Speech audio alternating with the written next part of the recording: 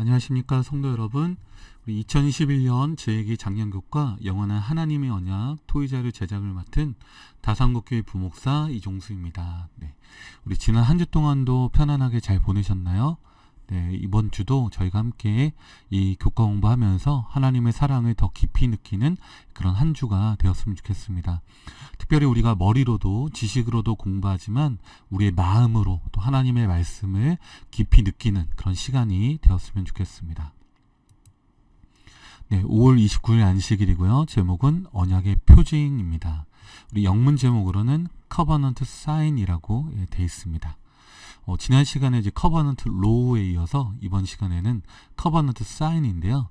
지난 시간 언약의 율법이 하나님께서 우리에게 주신 언약의 실제적인 어떤 내용이라고 한다면 그 언약의 내용 안에 들어있는 하나님과 인간 사이의 어떤 접점, 하나님께서 특별히 이 언약 관계를 우리에게 특별하게 확인시켜 주시기 위한 어떤 그런 표징이 그 언약의 내용 안에 들어가 있다라고 하는 것입니다. 특별히 지난 시간에 하나님의 율법, 계명 이것들이 얼마나 우리에게 필요한 것인지 또 우리가 얼마나 좋은 것인지를 공부했다면 그 언약의 율법 안에 들어있는 특별한 하나님의 사랑의 어떤 표현으로서 언약의 표징을 저희가 보게 되겠습니다. 네, 오늘도 이제 지난주와 마찬가지로 이제 교과 첫 페이지에 나와 있는 좀 그림을 저희가 눈여겨볼 좀 필요가 있는데요. 이제 여기 보면 좀 약간 바닷가 마을 같습니다. 이제 바다에 있는 어떤 마을에 해가 막 떠오르고 있는 장면이고 거기에 이제 십계명 돌판을 여기다 이제 배치를 해놨는데요. 정말 참 신기하게도 그 해가 뜨는 그 위치가 지금 해가 있는 위치가 십계명 가운데서도 네 번째 계명에다가 딱 위치를 이제 시켜놨습니다. 아무래도 오늘 이제 다루게 될 내용이 우리 언약의 내용 중에서도 율법 십계명 안에서도 네 번째 계명 안식일과 관련된 이제 내용이기 때문에 아마도 저는 이제 의도적으로 좀 이 네 번째 계명 쪽에다가 이 태양 이 빛을 위치해 놓지 않았을까라고 좀 생각을 해보게 됐습니다. 그러면서 이제 제가 제 마음속에 이제 떠올랐던 생각이 야, 이게 첫째 날의 빛과 넷째 날의 태양과 좀 이게 연관성이 있겠다. 이제 무슨 이야기냐면, 하나님께서 6일 동안 이 지구를 창조하시면서 첫째 날에 빛이 있으라 하시면 이제 빛이 있었고, 그 다음에 그 빛을 통해서, 어두움과 또 그 빛을, 그러니까 밤과 낮을 구분하셔서 그게 이제 하루가 될 수 있도록 이렇게 하십니다. 그러니까 태양이 있기 전에도 하루라고 하는 어떤 이 시간적 개념이 형성될 수 있도록 하셨어요. 그러니까 넷째 날에 해달별이 생기고 나서야 어떤 하루라는 시간이 구성된 게 아니라 이미 첫째 날 근원적인 하나님의 빛을 통해서 저녁이 되면 아침이 되면 있는 첫째 날이니라 라고 해서 하루의 개념이 생겼다는 것입니다.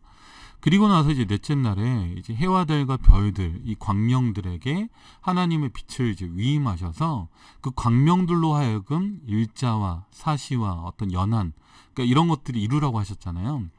그래서 우리가 보통 우리의 시간 개념들은 다 이제 태양계 행성들하고 관련이 있습니다. 그렇죠? 지구가 스스로 한 바퀴 돌면 이게 하루고요. 그 다음에 달이 지구를 한 바퀴 돌면 한 달, 그리고 지구가 태양을 한 바퀴 돌면 이게 1년입니다. 그러니까 이런 시간 개념들을 만드신 분이 누구냐라고 하는 거죠. 바로 하나님이십니다. 시간의 경계를 만드신 분이 바로 하나님이시기 때문에 다시 말하면 시간의 주인은 하나님이십니다. 네, 그렇게 우리가 말할 수 있겠죠. 그래서 저는 좀 이렇게 말하고 싶어요. 시간을 만드신 분, 즉 시간의 주인이신 하나님께서 인간의 그 시간 속으로 들어오신다는 것부터가 사랑의 기적이라는 것입니다. 이게 무슨 말인지 아마 잘 이해가 될지 모르겠지만 하나님은 영원하신 분이잖아요. 그렇죠? 영원하신 분은 시간의 제약을 받을 필요가 전혀 없으십니다. 한정된 시간 속에 들어올 필요가 없으신 분이지만 근원적인 빛을 통해서 이미 첫째 날부터 하루라고 하는 어떤 시간 개념을 만드신, 시간의 경계를 만드신 하나님께서 친히 6일 동안의 세상의 창조를 기념하는, 이 지구 창조를 기념하는 안식일이라는 시간을 두시고 그 시간 안에 하나님께서 직접 들어오신다는 것입니다. 그러니까 이 인간의 시간 속으로 들어오신다는 이것이 바로 이 자체가 놀라운 사랑의 기적이 아닐까라고 생각해 보게 되는 것입니다.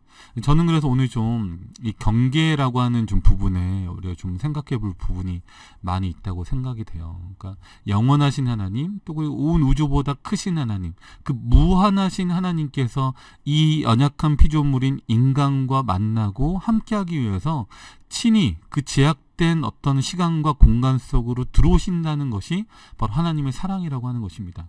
그러니까 언약의 표징이라고 했을 때 이 표징은 다시 말하면 하나님의 사랑의 표징, 하나님의 사랑의 언약이 우리에게 어떻게 드러나고 있는가를 보여주는 하나의 상징이라고 하는 것입니다. 네. 우리 계속해서 좀 살펴보겠습니다. 그래서 창세기 1장 14절, 네, 우리 아까 제가 잠깐 뭐 이렇게 말하면서 좀 하긴 했지만 영문으로 보면 이렇게 되어 있습니다. And God said, Let there be light in the expanse of the sky to separate the day from the night, and let them serve as signs to mark seasons and days and years. 이렇게 되어 있습니다.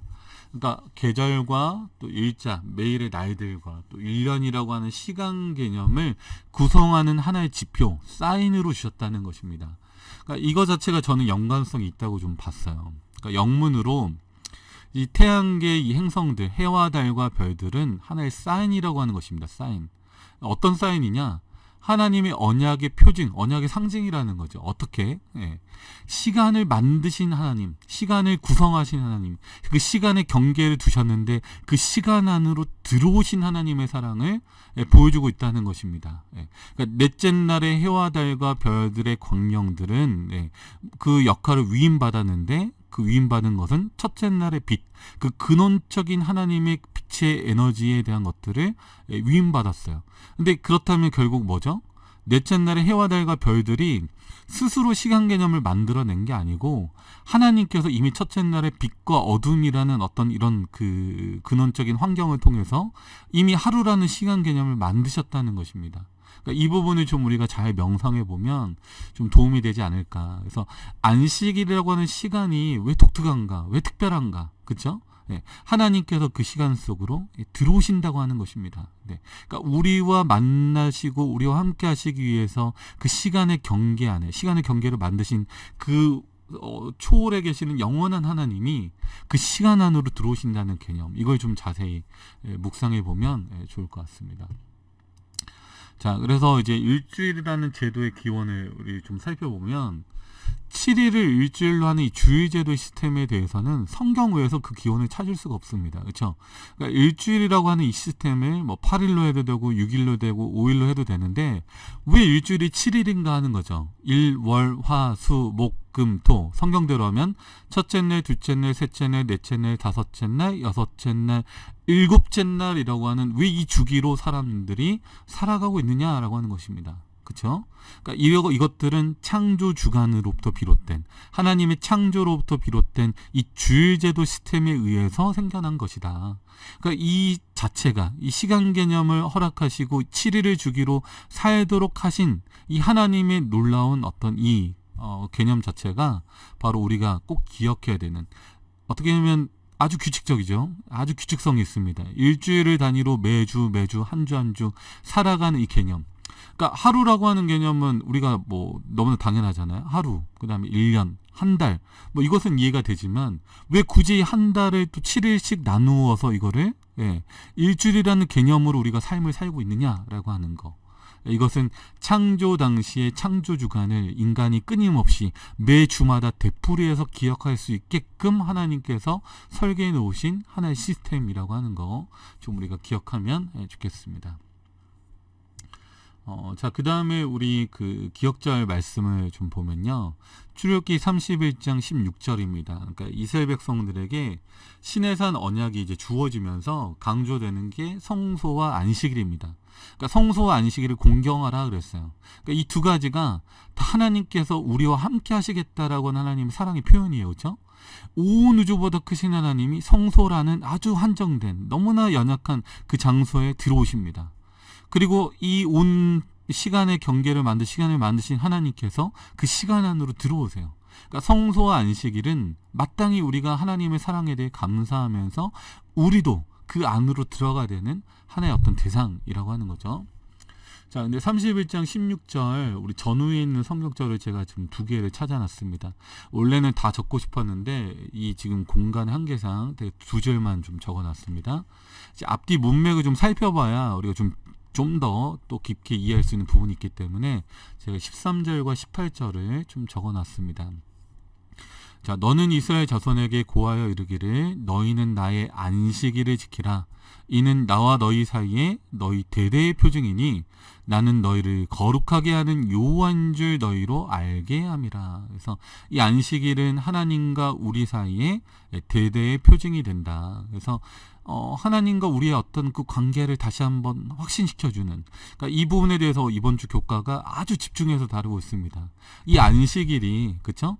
단순히 어떤 뭐 인간이 스스로의 어떤 정성과 노력으로 만들어진 어떤 그런 날이 아니라 하나님께서 우리 인간에게 먼저 이 시간을 만들어 놓고 우리를 초청하시는, 하나님께서 우리와 함께 하신다고 하는 그 놀라운 어떤 사랑의 이 표징이 이 안에, 이 안식일 안에 들어있다라고 하는 것입니다. 즉 하나님의 시간이고 하나님의 개념이고 하나님이 어떤 만들어 놓은 어떤 공간, 시간의 공간이죠. 그 안으로 우리가 들어간다는 것입니다.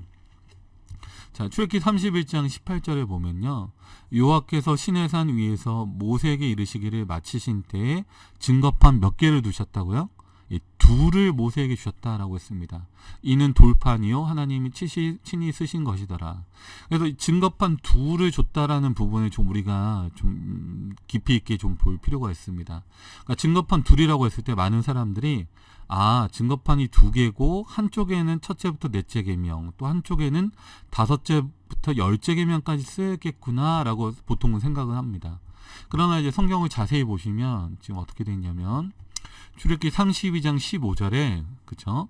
모세가 돌이켜 산에서 내려오는데 증거에 두 판이 있고 그 판의 양면 이편 저편에 글자가 있으니 라고 되어 있습니다. 그 판은 하나님이 만드신 것이요 글자는 하나님이 쓰셔서 판에 새기신 것이더라. 자, 이렇게 보면 좀 이해가 달라지죠. 그쵸? 판 두 개가 있는데 그 각 판마다 양면의 글자가 있었다고 하는 것입니다. 다시 말하면 앞쪽 면에는 첫째부터 넷째 계명까지의 하나님과 인간의 관계가, 두 번째 뒤쪽 면에는 인간과 인간 사이의 관계를 규정하는 다섯 번째부터 열 번째 계명까지가 적혔다고 이해하는 게 훨씬 타당한 것입니다. 자, 그렇다면 왜 판이 두 개가 필요했느냐라고 하는 거죠. 왜 판이 두 개가 필요한가? 여러분 좀 생각해 보셨나요? 네. 바로 이것이 언약의 표징이기 때문에 그렇습니다. 우리 성도님들께서도 이제 계약서 쓰실 때 어떻게 합니까?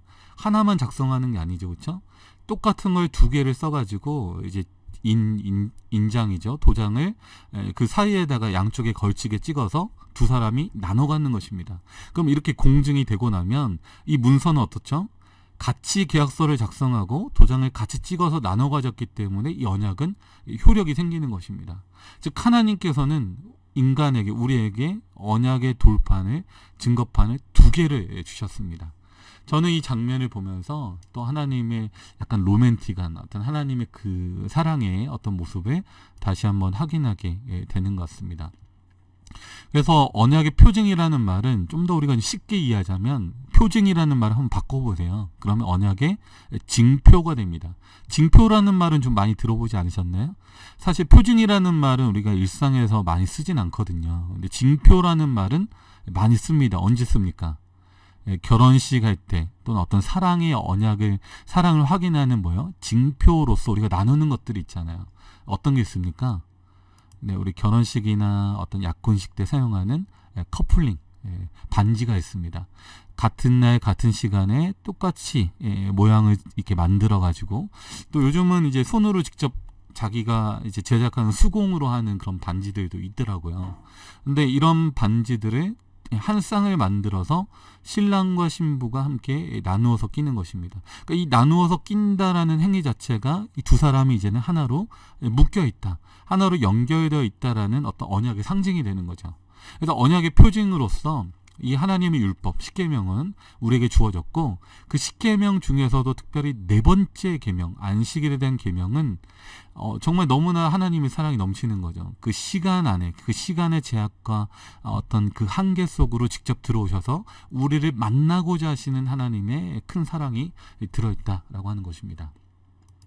자, 이거 저는 사실은 잘 모르는데 이 손가락별로 반지의 의미가 있대요. 그러니까 엄지에 끼는 거, 검지에 끼는 거, 중지, 그다음에 약지, 그리고 새끼손가락에 끼는 어디에 끼느냐에 따라서 의미가 달라진다고 하는 것입니다. 예, 그래서 보통 뭐 우정을 나누는 이제 의미에서 이제 끼울 때는 검지에다 끼우고, 그다음 중지는 어떤 안정감과 성공에 대한 어떤 욕구를 가지고 끼우고, 약지는 우리가 보통 약속 또는 사랑을 이제 나눌 때, 결혼식 이 어떤 커플링은 어디 낄까요? 약지에다가 착용을 하는 것입니다. 그러니까 어느 손가락에 끼우느냐에 따라서 그 의미가 달라진다는 거예요.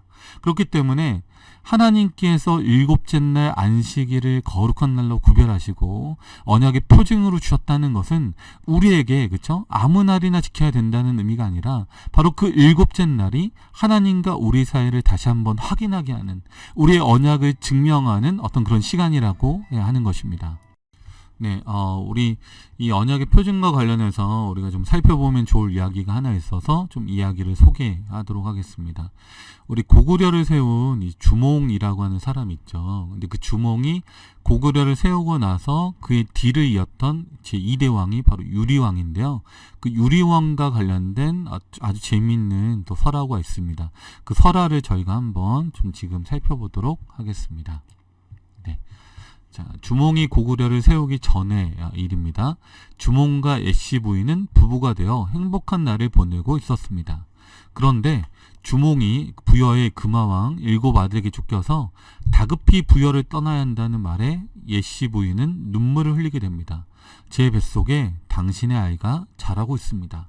주몽은 애씨 부인의 손을 힘줘 잡았습니다.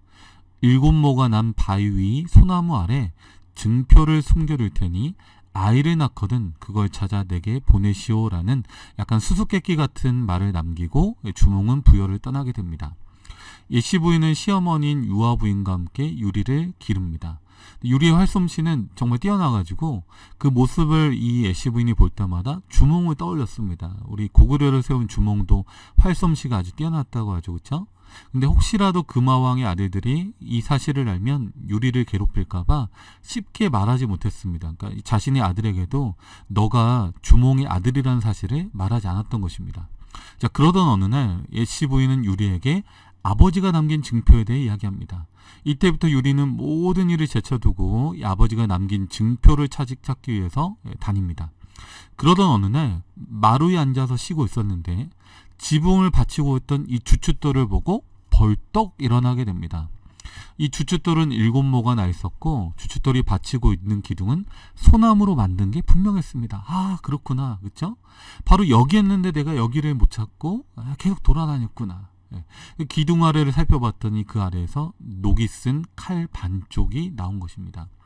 그 길로 유리는 칼 반쪽을 들고 고구려로 가서 고구려의 왕 주몽을 뵙기를 청합니다. 주몽은 유리에게 묻습니다. 너가 내 아들이라면 내가 남긴 증표를 보여줘야 할 것이다. 유리는 녹슨 칼 반쪽을 내밀게 됩니다. 그리고 이 주몽이 가지고 있던 나머지 칼 반쪽과 맞춰보았을 때 꼭 들어맞았다고 하는 것입니다.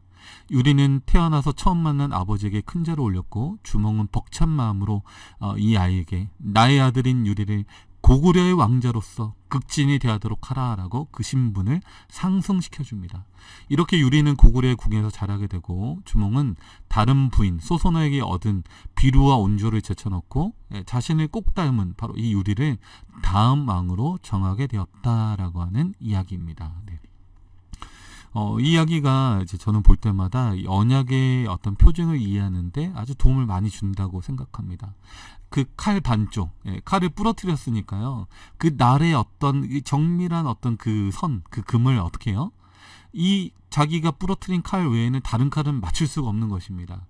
오직 자신이 숨겨놓은 그 칼을 찾아와야만 그 반쪽과 반쪽을 맞추었을 때 하나의 완벽한 칼이 되고 바로 그것이 하나님께서 오늘 우리에게도 요구하시는 또 말씀하시는 그런 언약의 징표, 표징이라고 말할 수 있다고 하는 것입니다. 그래서 안식일은 어떤 다른 것으로 대체될 수 있는 것이 아니라 일곱째 날 그 시간 속에 두신 하나님의 거룩한 징표로서 표징으로서 우리에게 분명히 주어진 하나님의 어떤 하나의 약속의 모습이다라고 하는 것입니다. 우리가 이 언약을 지키게 될 때, 언약을 기억할 때 마치 이 유리왕이 아버지가 남겨놓은 그 징표를 찾아서 아버지에게 갔을 때 아버지 제가 바로 당신의 아들입니다 라고 외쳤던 것처럼 오늘 우리도 이 안식일을 지키면서 창조주이신 하나님의 사랑을 우리가 경험하고 증거하고 나타낼 때 바로 우리가 하나님께서 만드신 피조물로서 그분의 자녀이고 그분을 사랑하는 그분의 백성임을 증명하는 하나의 놀라운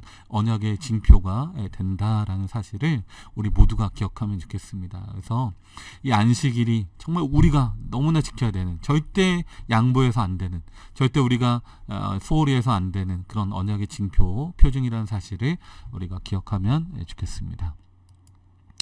다음 우리 토요일 안식일 페이지 아래쪽에 있는 부분인데요.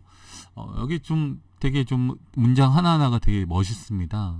되게 안식일의 어떤 우리에게 주는 유익함에 대해서 좀 설명해 놓고 있는데요. 좀 밑줄금 부분을 좀 먼저 보겠습니다. 제7일 안식일은 매주 변함없이 규칙적인 모습으로, 마치 날마다 해가 뜨고 해가 지는 것처럼 이런 규칙적인 모습으로 우리에게 다가와서 우리를 근본으로 되돌아가게 해주는 잘 박힌 목과 같다라고 했습니다. 그래서 이 잘 박힌 목과 같다. 그러니까 우리로 하여금 우리가 자꾸 느슨해지고 헐렁해지고 자꾸 이렇게 분리되려고 할 때마다 우리를 다시 한번 원래 그 근본으로 돌아가게 해주는 잘 박힌 목과 같다라고 하는 것입니다. 그래서 뭐 바쁘게 우리가 이곳저곳 분주하게 지내다가 이 안식일이 오면 어떻게 된다고요?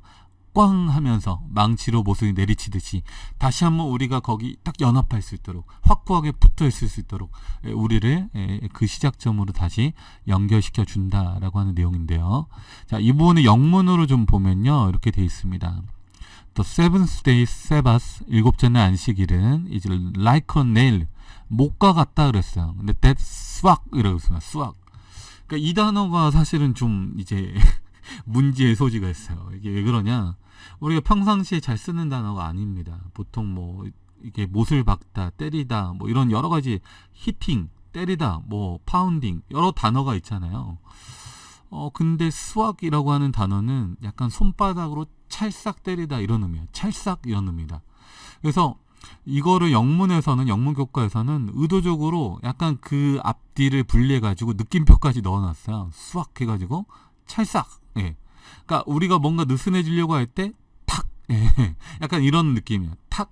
다시 우리를 박아 넣는다. 그래서 이렇게 정신없이 보내고 있을 때 우리를 어떻게 한다고요? 정신 차리게 탁 해주는 그런 느낌의 어떤 날이라고 하는 것입니다.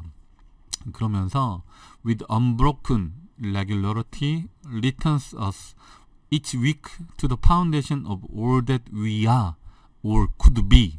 바로 우리라고 하는 어떤 우리의 모든 것 존재, 우리의 어떤 그 기초, 그리고 우리가 그렇게 되어야만 하는 어떤 그런 기초로 우리를 돌아가게 만들어주는, 우리의 근본을 찾게 해주는, 우리가 어떤 사람인지, 어디서 왔는지, 누구인지, 그러니까 이런 것들을 다시 한번 확인하게 해주는 것이라는 것입니다. 그래서 이 찰싹이라는 말이 저는 좀 많이 이제 와닿았고, 이 수학이라는 표현이 지금 이 본문 안에요 3번이나 나옵니다. 그러니까 우리가 한글 교과에서는 그냥 이 표현이 딱 정확하게 안 나왔어요. 그러니까 잘 박힌 목과 같다 이렇게 했지만 영문으로 보면 그 못이 있는데 수학, 찰싹 때려서 집어넣은 목과 같다 이렇게 이야기한 거고요. 그 다음 밑줄에 그러다가 꽝 하면서 이 꽝이 수학으로 또 이제 한번 나타납니다. 그리고 나서 아래쪽에 가면 명백하고 확고한 표징임을 못 박아 두셨다. 여기도 수학이에요. 탁 찰싹 때려 넣는다. 그러니까 이 표현이 3번이나 언급된다고 하는 것은 이 어떤 글의 이 편저자들이 아마 의도적으로, 그렇죠? 그러니까 원래는 그 레슬링 할 때 스맥 막 던진다 이렇게 막 맺히는 거 있잖아요. 그리고 타격을 넣는 이제 그런 장면을 의미하는 그런 거하고 비슷한 장면이거든요. 그러니까 수학이라고 했을 때 우리를 정신 번쩍 들게 하는, 우리를 정신 차리게 하는 어떤 그런 역할을 이 안식일이 해준다라고 하는 것입니다. 그래서 매 주마다 규칙적으로 이 날이 돌아온다는 것은 우리에게 얼마나 큰 축복이 되는가, 얼마나 큰 우리에게 힘이 되는가라고 하는 것입니다. 그래서 하나님의 언약을 매 주마다 우리에게 기억하게 한다는 거죠.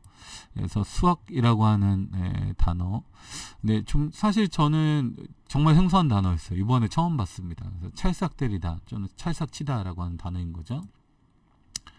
자, 이제 그 다음 이제 보면은, 지금 왼쪽에 밑줄 그은 부분 있잖아요. 그 부분을 좀 보겠습니다.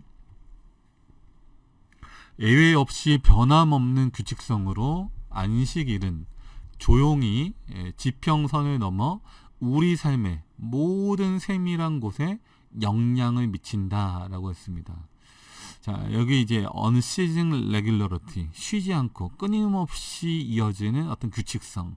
그러니까 안식일은 그 제정된 후부터 지금까지도 한 번도 변함없이 계속해서 내려오고 있다는 것입니다. 만약 이날이 바뀌었다면, 이렇게 중요하고 확고한 안식일이 만약 바뀌었다면 하나님께서 분명히 그것을 우리에게 확인시켜 주셨을 것입니다. 그러나 이 안식일은 태초에 그렇게 제정된 이후로 끊임없이 내려오고 있는 어떤 하나의 규칙성이고, 이 부분은 지금도 유대인들이 토요일을 안식일로 지키고 있다는 면에서 너무나 분명합니다. 그렇죠? 그래서 만나를 통해서 교육받고 또 출애굽 과정을 통해서 안식일에 대한 확고한 교육을 받았던 유대인들이 지금도 토요일을 안식일로 구분하고 있습니다. 근데 기독교인들이 그날을 마치 일요일로 그 신성성이 옮겨간 것처럼, 그러니까 카톨릭에서 바꿔놓은 거를 기독교인들이 그대로 차용해서 그것을 사용하고 있는 그런 안타까운 현실을 우리가 보고 있는 것입니다. 자, 근데 이 지금 장면에서 약간 좀 시적인 표현 같기도 해요. 근데 이게 참 의미가 많다고 생각합니다. 제가 이 본문을 상당히 오랜 기간 깊이 묵상을 좀 해봤어요. 왜냐하면 이 표현들도 약간은 뭔가 의미심장한 표현이 있거든요. 그러니까 with unceasing regularity and with no exceptions, 어떤 죄 없이, 변함없이, 예의 없이 우리를 끊임없는 규칙성으로 이제 인도한다고 되어 있는데, the Sabbath silently hurls over the horizon and into every crack and cranny of our lives라고 되어 있습니다. 그러니까 우리 한글 교과에서는 그냥 모든 세밀한 곳에 영향을 미친다라고 되어 있지만, 영문 교과를 보면 every crack, 갈라진 어떤 틈, and cranny, 그러니까 이 틈과 어떤 틈새 사이에, 그쵸? 균열된 어떤 부분, 갈라진 부분과 그 틈새 사이로 들어온다라고 하는 것입니다. 그러니까 이 호라이즌은 어떤 지평선이나 수평선을 말하잖아요. 그러니까 지평선이나 수평선을 조용히 넘어서 끊임없이 우리에게 밀려 들어오는 어떤 그런 하나님의 어떤 언약의 사랑, 어떤 그런 것들을 이 안식일이 보여주고 있다는 것입니다. 그래서 아마도 그 아까 처음 저희가 봤던 첫 페이지 사진이 그런 의미인 것 같아요. 바닷가에 이제 마을을 그려놓고 그 다음에 해가 뜨는 장면을 보여줬는데, 저는 이제 두 가지 의미가 다 있다고 봅니다. 어떤 태양의 빛이 우리에게 이렇게 쭉 다가오는 모습, 그 빛이 어떤 오면서 모든 어두운 부분을 몰아내면서, 그쵸? 우리의 마음속에는 여러 가지 어두운 부분을 사라지게 만드는 어떤 그런 것도 의미가 되고, 또 하나는 제가 이 말씀을 좀 보면서 생각됐던 거는, 마치 이 파도가 밀려오면서 그 파도와 부딪히는 어떤 그 해안가, 여러 가지 균열들, 이 절벽이 있잖아요. 해안가의 절벽이나 그 틈들을 메우면서 끊임없이 밀려 들어오는 어떤 그런 모습이 저는 좀 연상이 됐습니다. 그러면서 하나님께서 정말 우리 삶의 여러 어떤 부분들에서 이 안식일을 통해서 말씀하고 계시고 만나고 계신다는 것입니다. 마치 시간의 경계, 그 시간의 경계를 정하시고 만드신 하나님께서는 우리 인간의 마음속에 그분의 변함없는 언약의 증거로 규칙적으로 우리의 마음을 때리고 있다. 조용히 우리의 마음을 이렇게 살랑살랑 건드리고 있는 파도처럼 이렇게 와서 찰싹 때리는 그런 규칙적인 어떤 모습들을 우리에게 보여주고 있다라고 하는 것입니다. 저는 아까 그 스웩이라고 하는 단어, 찰싹 때리다라는 단어와 좀 연관시켜 봤을 때 약간 파도의 이미지가 아닌가. 마치 파도가 와서 이 해안가를 찰싹 때리는 것처럼 하나님의 그 사랑의 파도가 매 주마다 우리의 마음에 다가와서 우리의 마음을 때리고 가는, 그쵸? 예, 그런 모습이라고 저는 좀 생각을 해봤습니다. 네, 그래서 it reminds us that every crack and cranny belongs to our maker라고 됐습니다. 그것은 우리를 기억나게 한다. 뭘 기억하게 해요? every crack, 모든 균열과 틈새가 우리를 만드신 분에게 속해 있다는 것을 그렇게 되어 있습니다. 네. 저는 그래서 이 부분이 되게 좀 의미심장했어요. 예.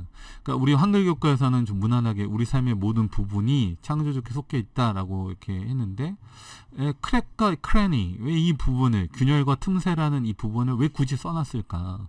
그러니까 그 균열과 틈새라고 하는 거, 그쵸? 예.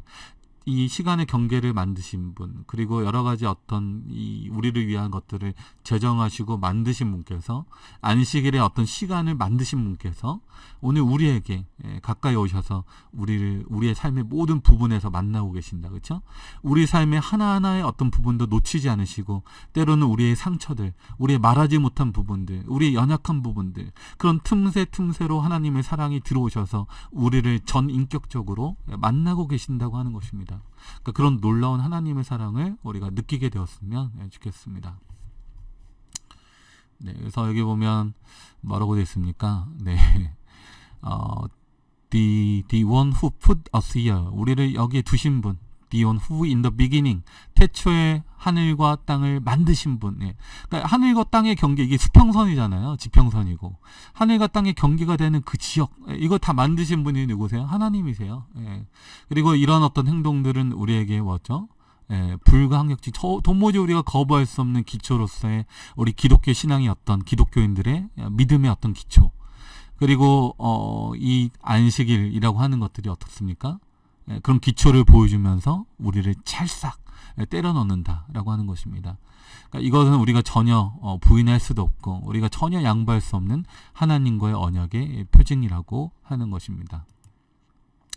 저는 그래서 레귤러리티, 이 규칙성이라는 말 너무 와닿았고요. 그리고 파운데이션, 기초로 우리를 돌아가게 한다. 근본이신 하나님께 우리를 돌아가게 한다. 이 모든 것들을 만드신 분이 누구신가? 라는 질문으로 우리를 데려간다라고 하는 것입니다. 자, 그러면서 욥기 38장에 있는 말씀이 좀 제가 떠올랐는데요. 여기 읽어보면 바닷물이 태에서 나옴같이 넘쳐 흐를 때 문으로 그것을 막은 자가 누구냐? 그때 내가 구름으로 그 의복을 만들고 흑암으로 그 강보를 만들고 계안을 정하여 문과 빗장을 베풀고 이르기를 내가 여기까지 오고 넘어가지 못하리니 내 교만한 물결이 여기 그칠지니라 하였었노라.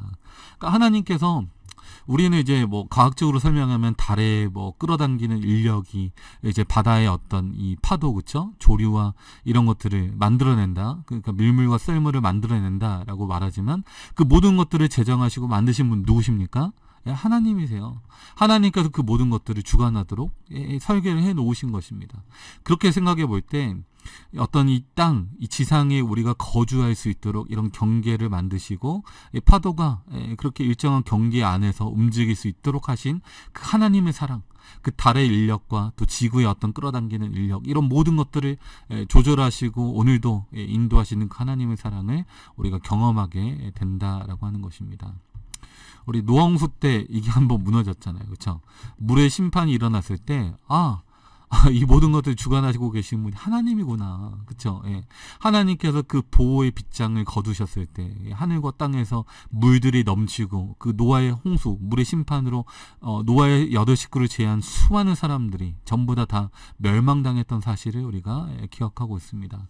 이스라엘 백성들 출애굽할 때도 마찬가지였죠. 예. 하나님께서 보호하시는 보호의 손길을 거뒀을 때 불뱀들이 이스라엘 진영 안으로 들어와서 사람들을 물어서 고통 가운데 빠졌던 것들도 우리가 알고 있습니다. 그분의 보호의 손길은, 그분의 사랑의 손길은 여전히 우리의 삶 속에서 역사하고 있다. 우리 삶의 전 부분이 매일매일 매 순간마다 하나님의 사랑과 만나고 있다는 사실을 우리가 좀 기억해야만 하겠습니다.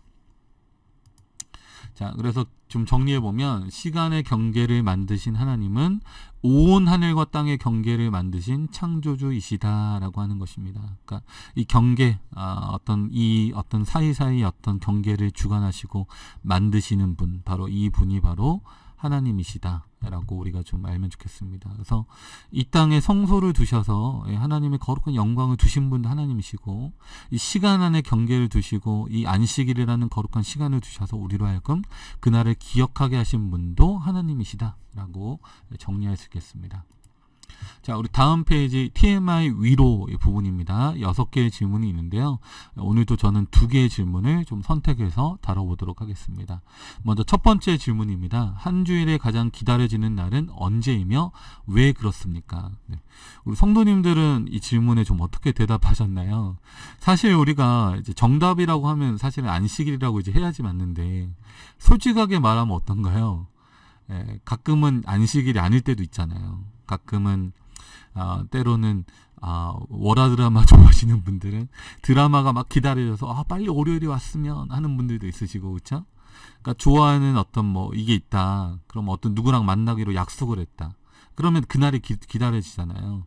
그리고 뭐 진짜 이제 신앙적으로 영적으로 따지면 예를 들어 우리 소그룹 원들과 만나는 소그룹 시간이 수요일 날 있다. 그럼 이제 수요일이 기다려지겠죠. 그러니까 그날이 기다려진다는 것은 무슨 뜻입니까? 그날이 의미가 있고, 그 다음에 뭔가 나하고 가장 행복하고 정말 이게 행복하게 보낼 수 있는 누군가를 만나는 날이 바로 우리가 기다려지는 날인 거죠. 저는 그래서 이 질문을 좀 바꿔왔습니다.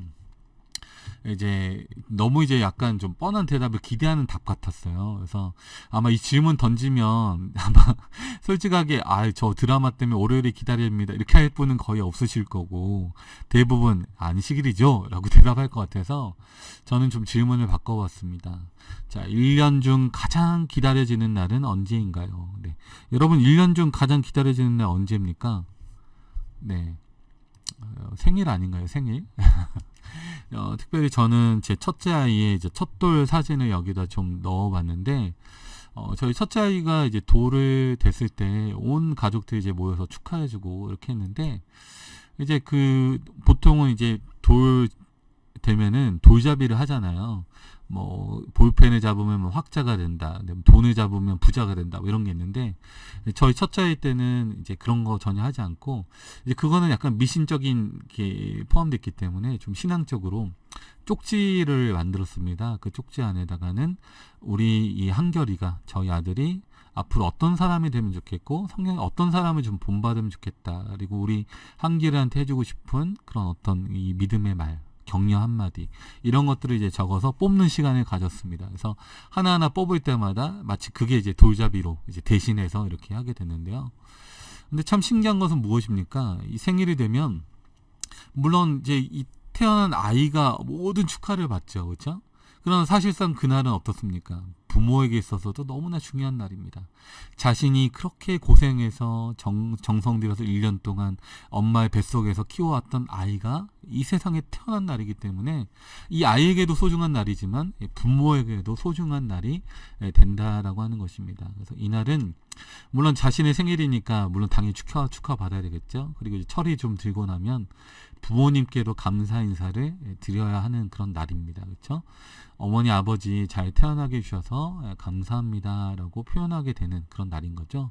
그래서 안식일은 물론 인간이 가장 축하받는 날이죠. 인간이 어떤 하나님의 어떤 창조에 의해서 태어났고 만들어진 그 날이니까요.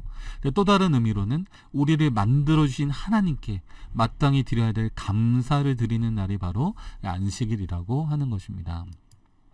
자, 그래서 이사야 58장에 보면 이 안식일을 어떻게 지켜야 하는가. 만일 안식일에 내 발을 금하여 내 성일에 오락을 행치 아니하고 안식일에 이르러 일컬어 어떤 날이요? 즐거운 날이라. 생일날 불행한 사람 있습니까? 아니죠. 즐거운 날이라. 여호와의 성일을 존귀한 날이라 하여 이를 존귀 여기고 내 길로 행치 아니하며 내 오락을 굳지 아니하며 사서로운 말을 하지 아니하면 내가 여호와의 안에서 즐거움을 얻을 것이라. 내가 너를 땅의 높은 곳에 올리고 내 조상 야곱의 업으로 기르리라. 여호와의 입의 말이니라. 이렇게 되어 있습니다. 그래서 하나님께서는 우리가 이 안식일을 너무나 기쁜 날, 너무나 좋은 날로 그렇게 감사하는 마음으로 보내라고 이렇게 말씀을 해주셨습니다. 제가 아마 대학교 때였던 것 같아요. 한 번은, 보통은 이제 대학에 이제 다니고 있을 때는 친구들이 축하를 많이 해주잖아요.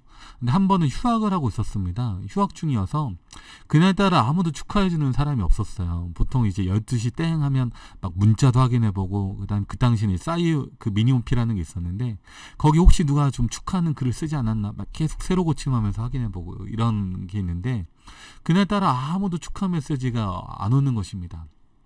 그러다가 아침쯤 됐는데 누군가 문자를 보냈어요. 근데 제 친한 친구가 뭐라고 보냈냐면, 그 당시 좀 유행했던 이제 약간 재밌는 노래가 있었거든요. 왜 태어났니? 왜 태어났니? 밥값도 못하면서 왜 태어났니? 이렇게 보낸 거예요. 한편 반갑기도 하면서 좀 마음이 서글퍼졌습니다. 그게 좀 깊은 생각에 잠기게 됐어요. 나는 대체 왜 태어났을까? 내가 태어난 이유는 뭘까? 고민하면서 그날 이제 아침에 출발을 하는데, 제가 당시에 이제 집에 오토바이 이제 좀 이렇게 주변 가까운데 타고 다니는 오토바이가 하나 있었거든요. 근데 오토바이를 타고 잠깐 기도했습니다. 하나님, 제가 태어난 이유는 뭡니까? 제 사명은 무엇입니까? 기도하고 딱 눈을 떴는데 깜짝 놀랐습니다. 제 앞에 그 오토바이 운전대 위에 사마귀가 딱 있는 것입니다. 이게 뭐지? 깜짝 놀라서 이제 급하게 이제 딱 사마귀를 치웠는데, 생각해보니까 이게 하나님의 기도응답일 수도 있겠다라고 생각했어요. 사마귀, 죽일 사자에 마귀를 죽이라. 좀 재밌는 이야기긴 한데, 제가 딱 그날은 기분이 좋았습니다. 왜냐하면 하나님께서 나에게 주신 사명은 마귀를 멸하고 마귀를 죽이는 것이구나, 하나님께서 이런 사명을 주셨구나 라고 생각을 하게 됐습니다. 그래서 안식일은 우리의 창조의 기념일이면서 우리가 무엇을 위해 살아가는지, 어떤 사명을 가지고 우리가 살아야 되는지 다시 한번 확인하게 되는 날이 바로 안식일이라고 하는 것입니다. 네, 이렇게 우리가 이 사명, 안식일을 통해서 하나님께서 우리를 얼마나 놀랍게 창조하셨는지, 그리고 우리를 어떤 목적을 가지고 계시는지 확인하는 그런 어떤 날이라는 거 확인하면 좋겠고요. 이사야 58장은 그 이어지는 내용, 이사야 59장에 보면, 여호와의 손이 짧아 구원치 못하심도 아니요 귀가 둔하여 듣지 못하심도 아니라 오직 너희 죄악이 너희와 너희 하나님 사이를 내었고 너희 죄가 그 얼굴을 가리워서 너희를 듣지 않으시게 함이니라고 말하고 있습니다. 그래서 하나님과 우리 사이를 갈라놓고 있는 죄의 문제를 해결하고자 하시는 게 이제 하나님의 어떤 놀라운 이제 구원의 계획이고요. 이 안식일은 그런 하나님의 사랑과 어떤 하나님의 그 마음을 우리가 확인하면서 우리가 하나님께 다시 한번 돌아가는 그런 날이라는 거 기억하면 좋겠고요. 이 죄된 우리의 마음은 자꾸 이제 안식일을 부정하고 멀리하고자 하지만, 사실 하나님께 제정하신 이 안식일을 우리가 마음속에 깊이 받아들이게 되면 그 안식일이 우리를 죄악으로부터 안전하게 지켜주는 하나의 어떤 안전장치가 된다는 거 기억하면 좋겠습니다. 자, 우리 4번 질문입니다. 안식일은 어떤 면에서 성화의 표징이 되나요? 출애굽기 31장 13절입니다. 자, 성화라고 하는 거는 우리가 거룩하게 되는 거죠. 그렇죠? 이 안식일과 성화는 대체 어떻게 연결이 될까라고 하는 것입니다. 좀 이런 질문을 좀 드려보고 싶어요. 우리 지난주 수요일이 이제 석가탄신일이었는데, 그렇죠? 5월 19일 석가탄신일을 어떻게 보내셨습니까? 라고 우리 성도님들에게 질문한다면 성도님들이 뭐라고 대답하실까요? 우리 석가님을 기념해서 절에 갔다 왔습니다, 이렇게 할 분이 있으실까요? 저는 거의 없다고 생각합니다. 저도 사실 그날 이제 공휴일이니까 모처럼 이제 우리 아이들하고 시간 좀 보내야지 이렇게 생각은 했지만, 이 석가탄신일이니까 우리 부처님 은혜에 감사하면서 그날을 좀 내가 잘 보내야 되겠다, 이런 책임의식이 전혀 없습니다. 그렇죠? 그러니까 우리에게 아무 의미가 부여되지 않는 날에 대해서 우리는 아무런 책임의식을 느끼지 않습니다. 그러나 우리가 받은 감사를 표현해놔야 하는 날로서의 우리 기독교인, 그리스도인들이 어떤 의무감, 책임감을 느껴야 되는 기념일이 있다면 바로 그날이 안식일이라고 하는 것입니다. 그래서 우리가 기독교인, 특별히 하나님께 창조받은 피조물로서 이 안식일은 반드시 우리가 지켜야 되는 날인데, 거기에 대한 책임의식, 거기에 대한 어떤 의무감은 무엇이냐? 하나님이 거룩하신 분인 것처럼 우리도 그분을 닮아가야 하는 어떤 그런 마음이 필요하다라고 하는 것입니다. 출애굽기 31장 13절에 너희는 나의 안식일을 지키라. 이는 나와 너희 사이에 너희 대대의 표징이니 나는 너희를 거룩하게 하는 여호와인 줄 너희로 알게 함이라. 자, 이 거룩하게 하는 여호와라고 하는 말을 좀 기억하면 좋겠고요. 자, 그렇다면 이 거룩이라고 하는 건 무엇인가? 그쵸? 죄의 본질은 관계의 파괴입니다. 하나님과 우리 사이가 파괴된 거예요. 아까 이사야 59장에도 나왔지만. 그래서 하나님과 인간 사이에 생긴 이 불신의 문제를 해결하는 것이 바로 구원의 사역이라고 하는 것입니다. 인간을 위해 모든 것을 주신 하나님을 신뢰하는 표현으로서의 이 안식의 준수는 그러므로 성화의 표징이 된다. 왜? 죄의 문제를 해결하는 것이니까. 그렇죠? 하나님이 거룩하시다고 하는 건 뭡니까? 그렇죠? 우리가 하나님과 온전히 일치된 마음으로 하나님의 뜻이 가장 선하고 옳다라고 하는 마음을 가지고 있다가 아담과 하와가 하나님의 노선, 하나님의 길이 아니라 자신의 길을 선택해서 생긴 게 바로 이 인간의 타락입니다. 그렇죠? 근데 우리가 다시 하나님께 돌아간다. 또 다시금 하나님처럼 거룩하게 된다는 것은 하나님의 뜻에 대한 전적인 우리의 신뢰가 회복된다라고 하는 그런 의미라는 것입니다. 그런 면에서 인간을 위해 모든 것을 주신 하나님, 창조주 하나님을 우리가 신뢰하는 표현으로서의 안식의 준수는 그런 의미에서 성화, 거룩함의 표징이다라고 말할 수 있습니다. 네, 여기 이제 교과 내용 중에서도 이렇게 이야기하고 있습니다. Two new ideas are joined together in this text. The Sabbath as a sign of knowledge, the Sabbath as a sign of sanctification. 이 본문 안에서 안식일은 이 창세기 31장 13절이요. 두 가지의 어떤 의미가 연결되고 있다. 하나는 뭡니까? 지식적인 암. 근데 이게 knowledge라고 했을 때 이거는 단순히 그냥 안다라는 느낌보다 경험적으로, 체험적으로 누군가를 알게 됐을 때 그것의 어떤 경험적인 삶에 대한 상징으로서의 어떤 안식일. 그리고 거룩함의 상징으로서의 안식일이 같이 연결되는 어떤 모습을 이 본문 안에서 보여준다라고 하는 것입니다. 즉 하나님을 안다는 것은 거룩하신 하나님을 우리가 함께 교제하면서 그분을 닮아가고 그분의 뜻을 우리가 우리 마음속에 깊이 새겨놓는 그런 어떤 시간이 된다라고 하는 의미라고 하는 것입니다. 그래서 우리 이번과 우리 공부 좀 해 나가시면서 이 안식일이 얼마나 우리에게 소중한 날인가, 그리고 우리를 향하신 하나님의 뜻이 우리 안에 전달되고 회복되는 날이다. 그래서 창조의 기념일이었던 안식일이 이제는 구속의 기념일로서의 안식일이 되면서 마침내 새하늘 새 땅에서 온전히 회복될 우리의 모습을 기념하는 창조와 구속과 회복의 기념일로서의 안식일이 되었다. 그래서 우리가 하나님을 정말 안다면, 그분이 우리를 얼마나 사랑하신지를 이해한다면 언약의 표징으로 주어진 이 안식일을 하나님과 우리가 함께 지켜가는, 함께 그분의 시간 속에 들어가서 그분의 시간을 온전히 누리고 만끽하는, 그분의 사랑을 경험하면서 즐겁게 이 날을 준수하는 우리 모두가 되었으면 좋겠습니다. 우리 좀 이렇게 서론 부분을 중심으로 교과 토의 진행해 보았습니다. 사실 뒷부분도 좀 제가 다 다루고 싶은데 지금 매 주마다 저한테 주어진 저한테 있는 시간이 너무 제한적이어서 제가 지난주에 설명한 것처럼 과감하게 좀 욕심을 버렸습니다. 그래서 여러분 이번 한 주도 행복하시고요.